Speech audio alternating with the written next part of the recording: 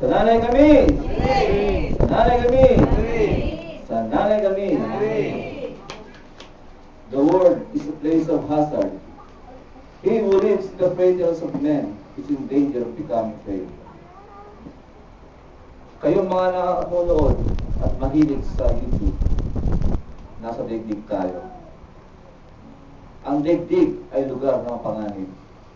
Punong-puno ito ng kahinaan. Punong-puno ito ng kasawian.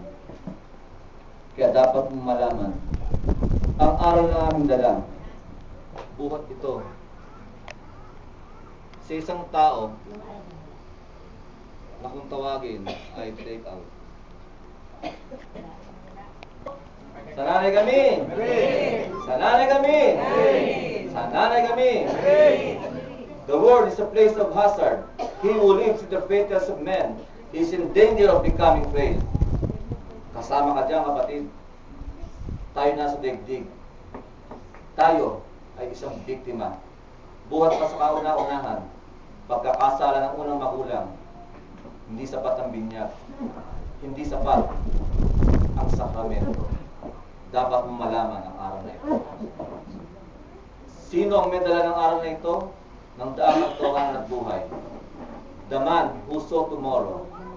Kami nakakakilala niyan. Kaya kung matatagpo mo ito sa YouTube na yung pinapanood, hanapin mo ito.